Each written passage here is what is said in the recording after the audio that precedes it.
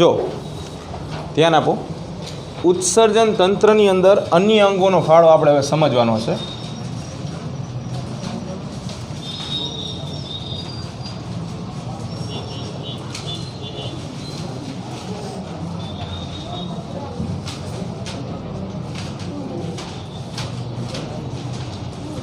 જે મુજબ આપણે જાણીએ છીએ કે ઉત્સર્જન એક એવી પ્રક્રિયા છે કે જેની અંદર શરીરની અંદરના નકામા હાનિકારક અને નાઇટ્રોજનયુક્ત દ્રવ્યોને આપણે શરીરમાંથી બહાર કાઢીશું. સામાન્ય રીતે અત્યાર સુધી આપણે વાત કરતા હતા ઉત્સર્જન તંત્રની અંદર માત્ર કિડની એટલે કે મૂત્રપિંડ વિશે. બીજા અન્ય અંગો વિશે જોવાનું છે કે જે ઉત્સર્જન તંત્રની અંદર અગત્યની ભૂમિકા ભજવે છે. તો કિડની સિવાય કિડનીને સાઈડમાં રાખીને આપણે અન્ય અંગો વિશે વાત કરશું. તો એમાં અન્ય અંગો કયા કયા છે કે જે ઉત્સર્જનની ક્રિયામાં ઉપયોગી બનશે? તો ફેફસા, યકૃત, ત્વચા, આ ત્રણ એવા અંગો છે કે જે ઉત્સર્જનની ક્રિયાની અંદર ઉપયોગી બનશે. પ્રોપરલી આ બધા એવું નહીં કહી શકીએ આપણે કે યુરિયા જ બહાર કાઢશે, પણ શરીરની અંદર જે નકામા અને હાનિકારક ઘટકો છે એને દૂર કરવામાં અગત્યની ભૂમિકા ભજવશે. સૌથી પહેલાં આપણે સ્ટાર્ટ કરીએ અન્ય અંગોમાં ફેફસાથી. ફેફસા, લંગ્સ.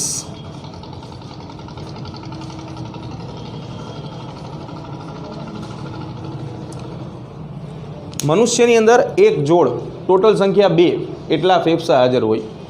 ફેફસા જે છે એ એક દિવસની અંદર 18 લીટર CO2 દૂર કરે છે. હવે એક પ્રશ્ન થવો જોઈએ, ચાલો ફેફસા શ્વાસ અને ઉચ્છ્વાસની બેની ક્રિયા કરે છે, ઉચ્છ્વાસની ક્રિયા દરમિયાન CO2 નીકળે છે, પણ પહેલો પ્રશ્ન એવો છે કે આ લીટરમાં કેમ આવ્યું? CO2 તો શું છે? વાયુ છે, કાર્બન ડાયોક્સાઇડ ગેસ, ગેસિયસ કન્ડિશનમાં છે, વાયુ સ્વરૂપમાં છે, તો લીટરમાં કેમ આવ્યું? દબાણમાં આવવું જોઈએ. કેમિસ્ટ્રીમાં તમે ભણો છો 12, ફિઝિક્સમાં આવશે 12. પ્રેશર દબાણને માપવા માટે આપણે 12 એકમ યુઝ કરીશું. તો શા માટે લીટરમાં કન્વર્ટમાં આવ્યું? યસ, રુધિર મારફતે ફરે છે. અડધો જવાબ છે. તો CO2 જે છે એ ખરેખર હોય H2CO3 સ્વરૂપે. કાર્બોનિક એસિડ કહેવામાં આવે આને, અને બને તે કાર્બોનિક એસિડ. અને કાર્બોનિક એસિડ લિક્વિડ ફોર્મમાં છે એટલે 18 લીટરની વાત કરી છે અહીંયા, બરાબર? તો 18 લીટર CO2 ખાલી એક જ દિવસમાં લંગ્સ, ફેફસા બહાર કાઢશે શરીરમાંથી. હવે વિચારો, કદાચ આ H2CO3 એમને શરીરમાં પડ્યું રહે તો શું થાય? બ્લડની pH કેટલી છે? 7. રુધિરની pH કેટલી છે? લોહીની pH 7.35, 7.3, 7.5 વેરિએશન છે. ઇન શોર્ટમાં રુધિરની pH બેઝિક છે એવું આપણે કહી શકાય.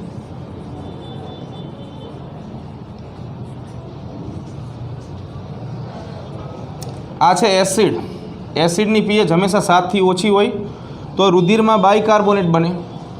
કાલે આપણે જોઈ લીધું મૂત્રની pH કેટલી હોય? 6.0. શું કહેવાય એટલે એને? એસિડિક pH કહેવાય. તો એનો અર્થ એવો થાય, જો કન્ટિન્યુ આ પ્રોસેસ થાય, શરીરમાં બનતો જ જાય CO2, ભેગો જ થતો જાય, બહાર કાઢવામાં જ ન આવે, તો એક સમય એવું થાય કે એની pH જે બેઝિક હોય એમાંથી એસિડિક થઈ જાય, તો જીવન શક્ય ન રહે આપણા માટે, બરાબર છે? તો પહેલા નંબર ઉપર ફેફસા. સેકન્ડ નંબર ઉપર આપણે વાત કરી યકૃત, લીવર.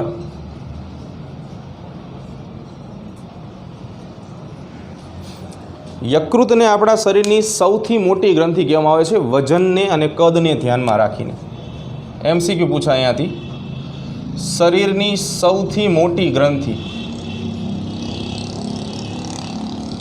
બીજા નંબર ઉપર યકૃતને શરીરની સૌથી મોટી રાસાયણિક ફેક્ટરી પણ કહેવામાં આવે છે. શરીરની સૌથી મોટી રાસાયણિક ફેક્ટરી.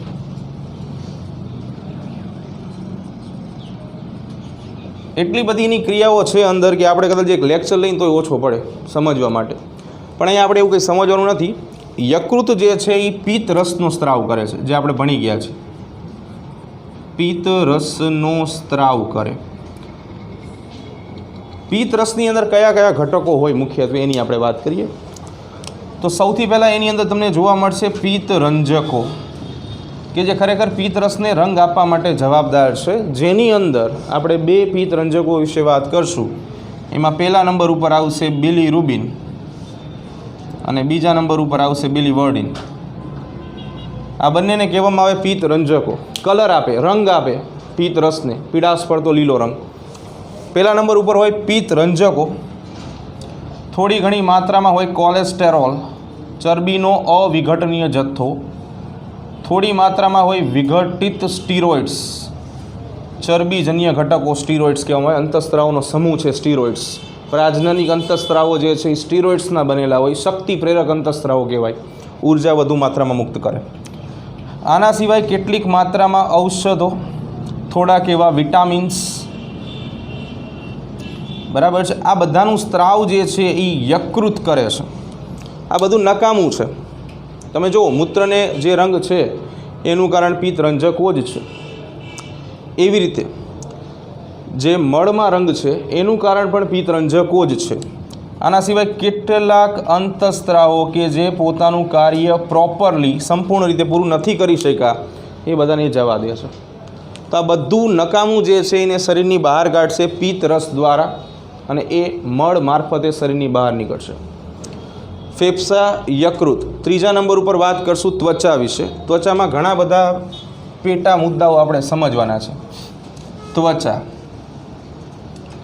સૌથી પહેલાં આપણે વાત કરીએ ત્વચાની અંદર, તો શરીરમાંથી આપણે પરસેવો નીકળે. પ્રોપર એક અનુકૂલન કહેવાય. ત્વચાની અંદર 2 ગ્રંથિઓ આવેલી હોય. સૌથી પહેલાં આપણે વાત કરશું પ્રસ્વેદ ગ્રંથિ, કે જે પરસેવો જે છે એ શરીરમાંથી બહાર કાઢશે.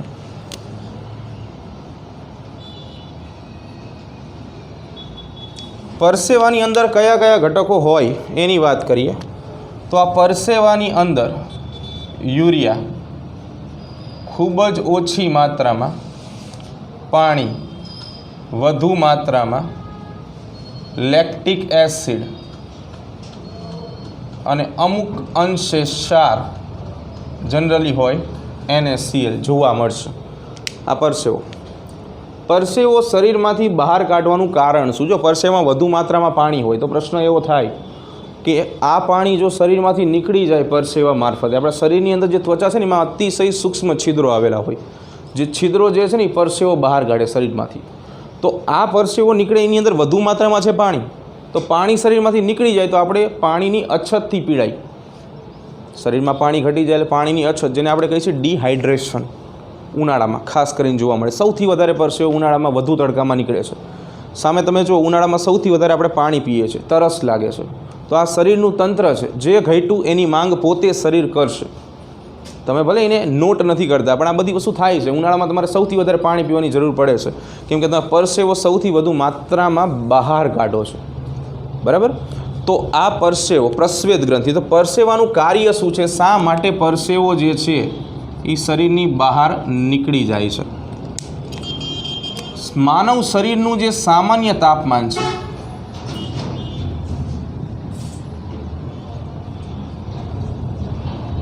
એ સામાન્ય તાપમાન છે 37 ડિગ્રી સેન્ટીગ્રેડ. ચેપ્ટર નંબર 4માં આપણે 2 પ્રકારના પ્રાણીઓ વિશે જોયું હતું, જો તમને યાદ હોય તો, કે 2 પ્રકારના પ્રાણીઓ છે. એક એવા પ્રાણીઓ છે કે પર્યાવરણના તાપમાનમાં જે કાંઈ ફેરફાર થાય, તાપમાન વધે કે ઘટે, એને અનુસાર પોતાના શરીરના રુધિરમાં ફેરફાર કરી દે. અને બીજા એવા પ્રાણીઓ છે કે તાપમાનમાં ગમે એટલો ફેરફાર થાય પણ પોતાના શરીરની અંદર એવી આંતરક્રિયા કરે કે જેના કારણે સંતુલન સાધી શકે. તમે ક્યારેય જોયું કે ઉનાળાની અંદર જ્યારે તાપમાન વધારે હોય તો આપણા શરીરનું લોહી ઉકળવા માંડ્યું હોય, ઝડપથી દોડવા માંડ્યું હોય? નહીં, બરાબર. રીઝન છે કે આપણે શું કરીએ છીએ? પરસેવો બહાર કાઢીએ છીએ. એટલે પરસેવાનું મુખ્ય કાર્ય જે છે એ શરીરનું સામાન્ય તાપમાન જાળવવાનું છે. Normal temperature 37 degree centigrade. પરસેવા વખતે તમને ઠંડક લાગે. ઘણી વાર તમે આવો શબ્દ સાંભળ્યો હોય કે જો એનું શરીર કેટલું ઠંડુ થઈ ગયું છે, પરસેવો, રીઝન, બરાબર છે. સેકન્ડ નંબર ઉપર પ્રસ્વેદ ગ્રંથિ વિશે જોયું. આવીને આવી બીજી ગ્રંથિ સ્નિગ્ધ ગ્રંથિ. ચિકાસયુક્ત ઘટકો સીબમનું નિર્માણ કરશે. સીબમ 1 માર્કનો પ્રશ્ન પૂછાય. સીબમ શું છે? સીબમની અંદર ખાસ કરીને સ્ટેરોલ પદાર્થો હશે, ચરબીજન્ય પદાર્થો. આના સિવાય કેટલાક હાઇડ્રોકાર્બન હશે અને ચરબીજન્ય કોલેસ્ટેરોલ તમને જોવા મળશે. આ બધા સીબમ. સીબમનું મુખ્ય કામ શું છે કે ત્વચાને બને એટલી ઓઇલી બનાવી. આ સ્કિન ટોન કહેવાય. ઘણી વખત તમે જોયું હોય અમુકનું ચહેરો એવો હોય કે ત્વચામાંથી તેલ બહાર નીકળતું હોય, ઓઇલી સ્કિન બધાને હોય, એવું નથી. તો એના કારણે શું થાય કે ત્વચા જે છે એ આવા ઘટકોને શરીરમાંથી બહાર કાઢે છે. જરૂર નથી આમને. ખીલ શા માટે થાય છે? આપણને ખીલ થાય ને, તમારી ઉંમરમાં સૌથી વધારે થશે. તો એનું કારણ એવું છે કે આ ત્વચા છે, જો આપણી સ્કિન છે, નીચેની બાજુએ આવી તૈલ ગ્રંથિઓ આવેલી હોય, ઓઇલ ગ્લેન્ડ્સ કહેવાય આમને. તૈલ ગ્રંથિઓ. તૈલ ગ્રંથિઓનું મુખ્ય કામ છે તેલ બહાર કાઢવું. તેલ એક ચરબી છે, લિપિડ છે, બહાર કાઢે. હવે શું થાય કે અહીંયા જે છે નાનું એવું છિદ્ર છે, ત્વચામાં અસંખ્ય છિદ્રો હોય, આપણે એક જ ધ્યાનમાં લીધું છે, એ બુરાઈ જાય કોઈ પણ કારણસર. તો એમાં શું થાય કે ચરબી જે છે એ ધીરે ધીરે આ જે સ્ત્રાવ કરે છે એ એકત્ર થશે, એ ભાગ ફૂલાઈ જશે અને બનશે ખીલ. હવે આ ખીલની અંદર વિઘટનીય ચરબી હોય, તૂટી શકે એવી ચરબી હોય તો એ ખીલ બને. અને જો એવી ચરબી હોય કે જેનું વિઘટન જ નહીં થાય તો એ રસોડી બને. નામ સાંભળ્યું છે ને? રસોડી, મજબૂત, કે જેને ઓપરેશનથી જ આપણે બહાર કાઢવી પડે, ચરબીનો જથ્થો જ હોય. તો આ બધા અંગો જે છે એ ઉત્સર્જનમાં ઉપયોગી બનશે. બરાબર.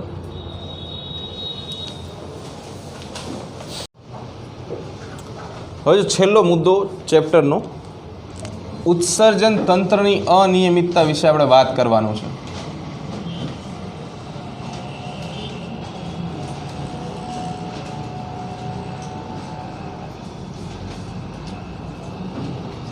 અનિયમિતતા શબ્દ શું કહેવા માગે છે? સામાન્ય રીતે આપણી પાસે તંત્ર છે ઉત્સર્જન તંત્ર, જેની આપણે વાત કરીએ છીએ. કોઈ પણ તંત્ર, ઘણા બધા તંત્ર છે માનવ શરીરમાં, પણ એની અંદર શું થાય કે દરેક તંત્ર જે છે ને સામાન્ય રીતે કામ કરતો હોવો જોઈએ, નોર્મલ મેથડથી.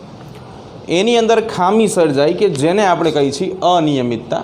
નિયમિતપણું જે છે એ એનું ખોરવાઈ જાય, આના કારણે થાય રોગો. તો અનિયમિતતાનો અર્થ આપણે સામાન્ય રીતે સમજશું રોગો. સૌથી પહેલાં એમાં આપણે વાત કરવાની છે નંબર 1 ઉપર યુરેમિયા વિશે. યુરેમિયા શું છે? તો જ્યારે મૂત્રની અંદર યુરિયાનું વધુ પ્રમાણ જોવા મળે તો સમજવું કે યુરેમિયા રોગ દર્શાવે છે. કાલે આપણે વાત કરી લેબોરેટરી ચેકઅપ, કે કોઈ પણ લેબોરેટરીમાં તમે સેમ્પલ આપો છો, બ્લડ છે, યુરિન છે, સ્પુટન છે, આ બધા આપણે વાત કરી હતી, ગળફાઓ. તો આ શું કરે? એની ઉપર ટેસ્ટિંગ કરે કે જે નોર્મલ કન્ડિશન છે એ નોર્મલ કન્ડિશન સિવાય શું વધારાનું છે કે શું ઘટાડાનું છે, વધારે શું છે, ઓછું શું છે. તો અહીંયા મૂત્રમાં જ્યારે યુરિયાનું વધુ પ્રમાણ જોવા મળે તો એ કન્ડિશનને આપણે નામ આપશું યુરેમિયા. રોગ છે એક પ્રકારનો. તો હવે આની અંદર શું કરવામાં આવે? યુરેમિયા રોગની અંદર મૂત્રમાં જે યુરિયાનું વધુ પ્રમાણ છે એ એવું દર્શાવે છે કે મૂત્રપિંડ એટલે કે કિડની પ્રોપર કામ નથી કરતી, જે એને કરવું જોઈએ, જે એનું સામાન્ય કામ છે એ નથી કરતી. તો એના માટે ડાયાલિસિસ કરાવવું પડે. શું કરાવવું પડશે? ડાયાલિસિસ. આ એક પ્રક્રિયાનું નામ છે અને આ પ્રક્રિયા માટે ઉપયોગી સાધન ડાયાલાઇઝર.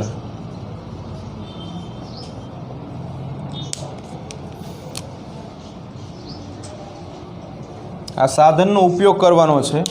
આને કૃત્રિમ મૂત્રપિંડ તરીકે ઓળખવામાં આવે છે.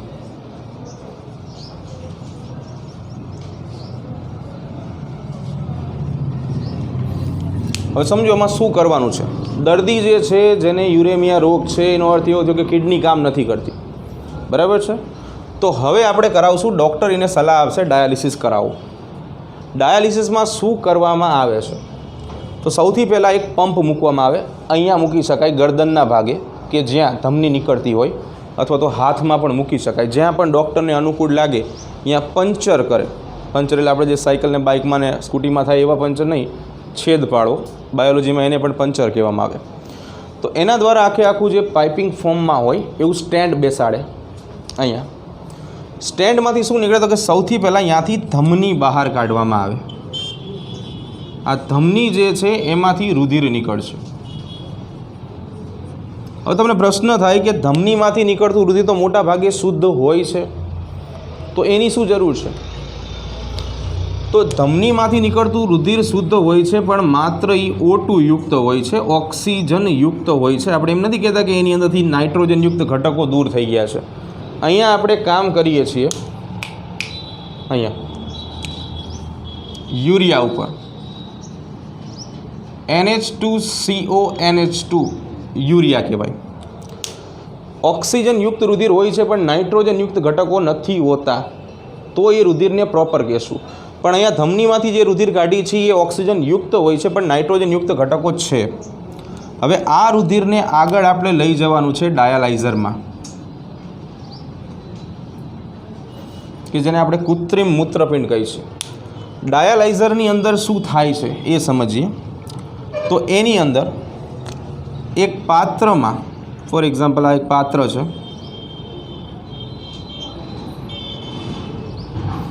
એમાં નળી મારફતે આ રુધિરને દાખલ કરવામાં આવે છે. આ રુધિર કે જે ધમનીમાંથી આવ્યું છે, તેની સાથે અહીંયા સેલોફેનની નલિકાઓ ગોઠવાયેલી હોય.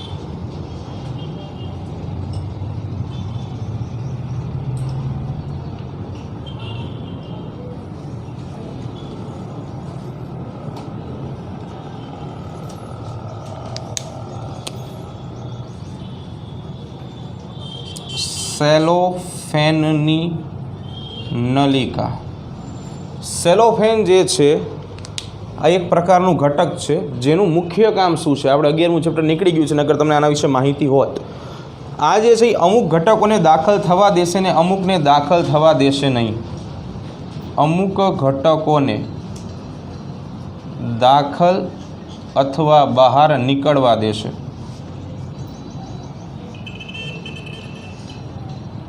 જ્યારે બાકીના ઘટકોનું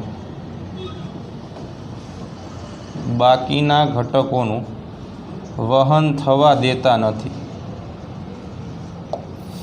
આની લાક્ષણિકતા છે. સેલોફેનની નલિકાની સાથે અહીંયા આખા પાત્રમાં પ્રવાહી ભરેલું હોય. આ ડાયાલાઇઝરની આકૃતિ છે, ટેક્સ્ટબુકમાં નથી આપી, એટલે ખાસ સમજી લેજો. આ જે પ્રવાહી હોય એ પ્રવાહીની લાક્ષણિકતા એવી છે કે એ પ્રવાહી રુધિર રસ સાથે સમકક્ષ હશે, એટલે કે રુધિર રસ જેવું હશે.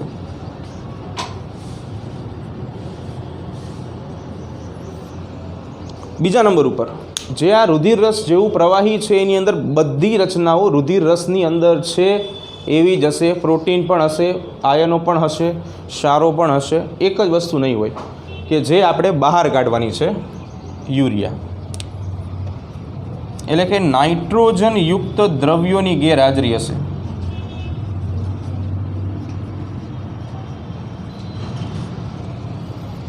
પ્રશ્ન એવો થાય, શા માટે નાઇટ્રોજન યુક્ત દ્રવ્યની ગેરહાજરી હોય? જો એકદમ ખાલી છે, તમે ભણશો આવું બધું, આપણે એમ કહીએ છીએ ને કે વધુ સાંદ્રતાથી ઓછી સાંદ્રતા ઉપર ઘટકો વહન પામે, વધુથી ઓછા તરફ. તો તમે જુઓ કે દર્દીનું જે રુધિર આપણે લઈ જઈએ છીએ એમાં ઓલરેડી યુરિયાનું પ્રમાણ વધારે છે. યુરિયાનું પ્રમાણ શું છે? વધારે છે. તમે પ્રશ્ન પાછો કરશો, અહીંયા તો મૂત્રમાં યુરિયાનું પ્રમાણ વધુ છે, ત્યાં આપણે બ્લડની વાત કરીશું. મૂત્ર કઈ રીતે બને? રુધિર ગળાય ત્યારે બને. તો મૂત્રમાં યુરિયાનું પ્રમાણ વધારે છે તો એનો અર્થ સીધો થાય છે કે રુધિરમાં પણ વધારે હશે. આપણે શું કરીશું? મેઇન ફેક્ટરીને જ બંધ કરીશું.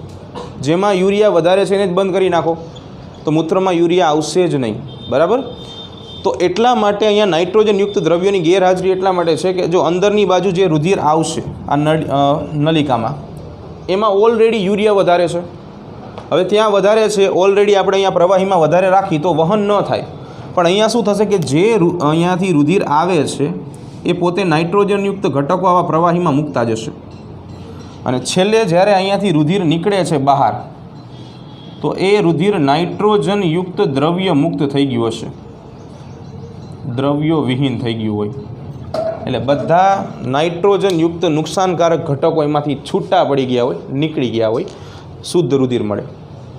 હવે એક બીજી વાત કે જ્યારે આપણે અહીંયા રુધિરને દાખલ કરી છીએ, જો રુધિરનો ગુણધર્મ છે, ક્યારેક તમે જોયું પણ હશે, ક્યાંક ઘા વાગ્યો હોય તો લોહી બહાર નીકળે ને તરત જામી જાય, કલર ચેન્જ થઈ જાય, તો એને કહેવાય રુધિર જામી જવાની ક્રિયા, જો ઓલરેડી આપણે ભણી ગયા છીએ.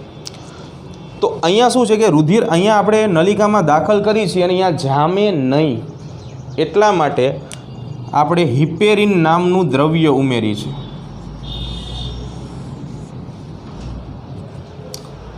જામવાની ક્રિયાને અટકાવે છે. શું કરે? રુધિર જામવાની ક્રિયા અટકાવશે હિપેરિન.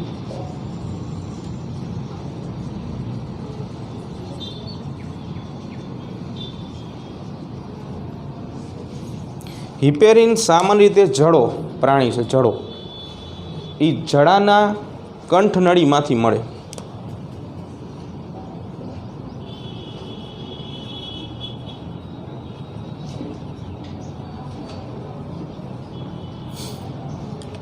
હિપેરિનને કહેવામાં આવે પ્રતિગંઠક દ્રવ્ય ગુજરાતીમાં, બરાબર. ગંઠક એટલે જામવું, જામવાની ક્રિયાનો વિરોધ કરે છે, એટલે રુધિર જામવા દેતું નથી, એટલા માટે આપણે હિપેરિનને કહેશું પ્રતિગંઠક દ્રવ્ય.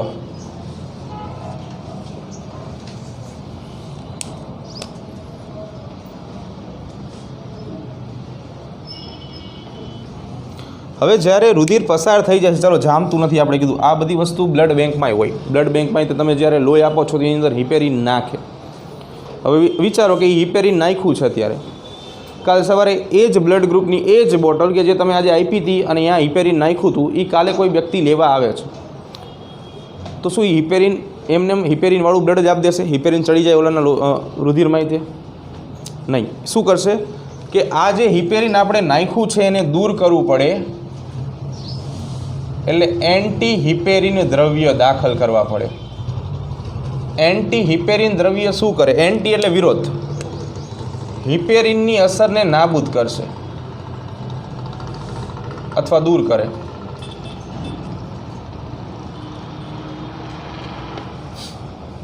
એવી જ રીતે જ્યારે આપણે અહીંયાથી લોહી બહાર કાઢીશું ત્યારે એની અંદર એન્ટી હિપેરિન દ્રવ્ય મુક્ત કરીશું.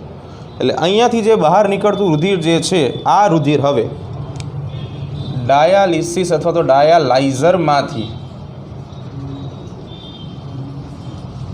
બહાર નીકળતું રુધિર, હવે આપણે રુધિર કાઢ્યું હતું ધમનીમાંથી, યાદ હોય તો, આ ડાયાલાઇઝરમાંથી જે રુધિર બહાર નીકળે છે, ફોર એક્ઝામ્પલ આ રુધિર બહાર આવી ગયું, તો એ રુધિરને દાખલ કરવામાં આવે છે શિરામાં. પ્રશ્ન થાય શા માટે શિરામાં? તો આપણે અત્યારે રુધિરને દાખલ કર્યું છે ડાયાલાઇઝરમાં, જેનું એક જ કામ હતું નાઇટ્રોજનયુક્ત દ્રવ્યોને દૂર કરવા. નાઇટ્રોજનયુક્ત દ્રવ્ય દૂર કરવા. હજી આપણે શિરામાં દાખલ કરી, શિરામાંથી આ રુધિર જે છે એ પહોંચી જશે લંગ્સ, ફેફસામાં, અને ફેફસામાં એને પ્યોર O2 યુક્ત બનાવવામાં આવશે અને પછી આ શરીરના અંગો તરફ ગતિ કરશે. ડાયાલાઇઝરમાંથી જે રુધિર શિરામાં જાય છે એ શિરાની અંદર રહેલા રુધિરમાં નાઇટ્રોજનયુક્ત દ્રવ્ય નહીં હોય. અહીંયાથી જ્યારે આ ફેફસામાં પહોંચશે ત્યારે એ ઓક્સિજન યુક્ત થઈ જશે, એટલે અંગોને જે રુધિર મળશે એ બે પ્રોડક્ટવાળું રુધિર હશે. પહેલી પ્રોડક્ટ ઓક્સિજન યુક્ત છે, બીજી પ્રોડક્ટ નાઇટ્રોજન યુક્ત ઘટકો નથી, એટલે વ્યક્તિ આરામથી પોતાની જિંદગી જીવી શકે છે. ખ્યાલ આવશે ત્યાં સુધી બધાને? કોઈને પ્રશ્ન ખરો? નહીં. ગુડ. સેકન્ડ નંબર ઉપર બીજો રોગ આપણે સમજવાનો છે, મૂત્રપિંડની નિષ્ફળતા. કિડની ફેલિયર કહેવામાં આવે આને. મૂત્રપિંડ ખાલી થઈ જાય, પતી જાય. તો કેવા કિસ્સાઓ છે કે જેના કારણે મૂત્રપિંડ જે છે એ ખલાસ થઈ જાય છે? તો વધુ આલ્કોહોલ, દારૂ, વધુ દવાઓ, બરાબર છે. આ બે મુખ્ય કિસ્સાઓ છે કે જે મૂત્રપિંડની નિષ્ફળતાને પ્રેરે છે. આપણે કોઈ પણ એન્ટીબાયોટિક, કોઈ પણ દવા, કોઈ પણ ટીકડી, કોઈ પણ ટેબ્લેટ જ્યારે ખાઈશી, મુખ દ્વારા ખાઈશી, પેટમાં જશે, ઓગળશે, જઠરમાં છૂટી પડશે, દ્રાવણ બની જશે એનું. એ દ્રાવણ જઠરમાં શોષાશે, ત્યાંથી જશે બ્લડમાં, લોહીમાં, અને લોહી ફરશે આખા શરીરમાં, અહીંયા પહોંચે એટલે અસર કરે કિડનીને. તો તો જ્યારે મૂત્રપિંડની નિષ્ફળતા હોય, એટલે કે મૂત્રપિંડ પૂરું થઈ ગયું હોય, ડેડ થઈ ગયું છે, ત્યારે શું કરી શકાય? તો કોઈ અન્ય વ્યક્તિ કે દાતા વ્યક્તિનું રુધિર જે છે, મૂત્રપિંડ જે છે એ આપણે લઈ શકાય. આ રોગિષ્ટ વ્યક્તિ છે, એટલે આ રોગી છે, અને આ કોઈ દાતા છે. આ રોગી વ્યક્તિનું મૂત્રપિંડ જે છે એ નિષ્ફળ થઈ ગયું છે, ફેલ થઈ ગયું છે, તો કોઈ દાતા વ્યક્તિ જે છે એ પોતાની કિડની, પોતાનું મૂત્રપિંડ જે છે એ આ રોગીને આપી શકે. પણ આમાં ઘણા બધા ધ્યાન રાખવાના મુદ્દા હોય. જેમ કે આપણે કેમ ગમે એને ગમેનું લોહી નથી ચડાવી શકતા. જોયું કોઈ દિવસ કે હાલો બોલો શું તમારે કયું લોહી જોઈએ છે? ઓકે, બી પોઝિટિવ, કાંઈ વાંધો નહીં, આપણી પાસે 4 A પોઝિટિવ ને 2 A નેગેટિવ છે, તો બધું ચડાવી દઈ. એવું નથી થતું. કેમ કે આપણા શરીરમાં પણ ઘણી બધી ક્રિયાઓ થાય છે. એવું જ અહીંયા થાય. આ આખી પ્રક્રિયા છે જેમાં આપણે એક અંગ, મૂત્રપિંડને અંગ ધારી લઈ, આ અંગ આપણે બીજા વ્યક્તિને આપ્યું, એટલે આ સમગ્ર પ્રક્રિયાને કહેવામાં આવે છે અંગ પ્રત્યારોપણ. ધોરણ 12 સાયન્સમાં તમે આનો આખો કોન્સેપ્ટ સમજશો કે અંગ પ્રત્યારોપણ શું છે, કેવી રીતે થાય છે. આમાં શું હોય કે જે વ્યક્તિ દાતા છે એનું અંગ છે, એ અંગ એના શરીરમાંથી આવ્યું છે. આપણું શરીર એના કરતાં અલગ છે. સાપની પાસે ઝેર છે છતાં પણ સાપ મરતો નથી, પોતાના શરીરમાં ઝેર હોવા છતાં. પણ આપણે એનાથી મરી જઈએ છીએ. કેમ? કેમ કે જે ઘટક અથવા તો દ્રવ્ય એના શરીરમાં છે એનાથી એનું શરીર ટેવાઈ ગયું છે. પણ આપણા શરીરમાં એ નવું જ છે, અસર કરશે. એવી રીતે જે દાતા વ્યક્તિ છે એનું મૂત્રપિંડ જે છે એના શરીરમાં જ છે, પણ આપણા શરીરમાં નવું આવે છે. એટલે શું થાય? એની સામે આપણું શરીર વિરોધ પ્રદર્શિત કરે. શું કરે? વિરોધ પ્રદર્શિત કરે, જેને આપણે કહીએ છીએ રિએક્શન. એક્શનની સામે રિએક્શન હોય તો આવું રિએક્શન ઉત્પન્ન થાય. જો આ રિએક્શન વધુ માત્રામાં હોય તો આ મૂત્રપિંડ પહોંચે એ પહેલાં વ્યક્તિ મરી જાય. એની કરતાં એકલી કિડની વગર જીવી લેતો હોય એની કરતાં એ ઓછા સમયમાં આ મૃત્યુ પામે. એટલે આ બધું ધ્યાનમાં રાખવામાં આવે છે. એના માટે અમુક ટેસ્ટ કરવી પડે કે જેના આધારે ખબર પડે કે ભાઈ આપણે આ અંગ દાખલ કરી છીએ આ વ્યક્તિનું કોઈ આ વ્યક્તિમાં, તો એમાં રિએક્શન થશે કે નહીં થાય. ખ્યાલ આવશે ત્યાં સુધી? તો અંગ પ્રત્યારોપણ 3જા નંબર ઉપર છે મૂત્રપિંડમાં પથરી.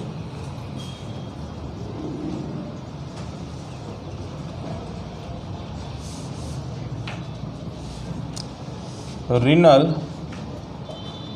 કોલ્ક્યુલી અથવા કોલિક્યુલી.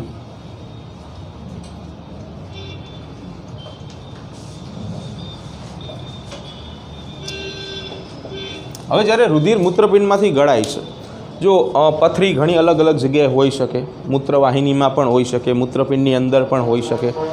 તો પથરી શું છે? તો કે સ્ફટિકમય સ્વરૂપ અને અદ્રાવ્ય સ્વરૂપ. સ્ફટિકમય સ્વરૂપ અને અદ્રાવ્ય સ્વરૂપના ક્ષારો છે કે જે ક્ષારો ઓગળતા નથી. શબ્દ લખ્યો છે અદ્રાવ્ય, ઓગળે નહીં તેવા ઘટકો. તો જે ઘટકો ઓગળતા નથી, ડિઝોલ્વ નથી થતા, એ શરીરમાં પડ્યા રહ્યા છે અને એના કારણે પથરી બને. બરાબર? તમને કીધું છે કે ભાઈ કેટલાક ક્ષારો છે, ઓક્ઝલેટ ક્ષારો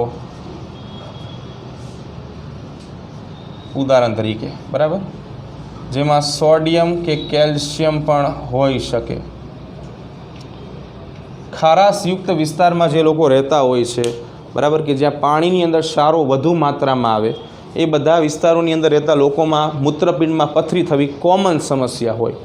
વધુ પડતો ક્ષાર હોય, સોડિયમ પોટેશિયમના જે અદ્રાવ્ય ઓક્ઝલેટ ક્ષારો છે, સાઇટ્રેટ ક્ષારો પણ આવે, તો આ બધા જમા થાય મૂત્રપિંડમાં, ઓગળે નહીં, તો એના કારણે પથરી થાય, દુખાવો થાય જ્યારે મૂત્ર જે છે પસાર થતું હોય એ સમયે.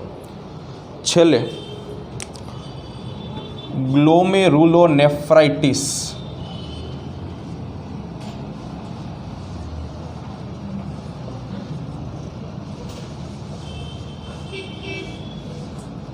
ગુજરાતીમાં રુધિર કેશિકા ગુચ્છમાં સોજો.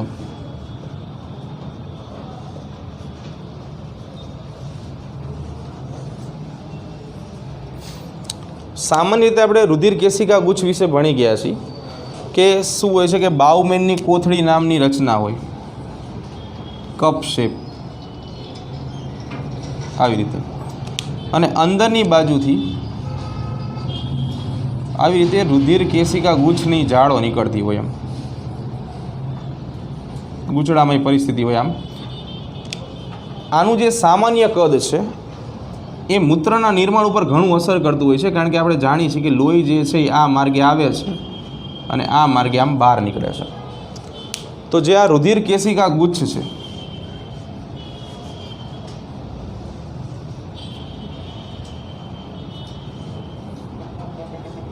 આ રુધિર કેશિકા ગુચ્છની અંદર સોજો આવવાની ક્રિયાને ગ્લોમેરુલોનેફ્રાઇટિસ કહેવામાં આવે. સોજો આવવાનો અર્થ એવો થાય એનું કદ વધી જાય, એમ ફૂલાઈ જાય અથવા કદ વધી જાય, જેના કારણે શું થાય કે હવે આ રુધિરનું યોગ્ય ગાળણ કરી શકશે નહીં.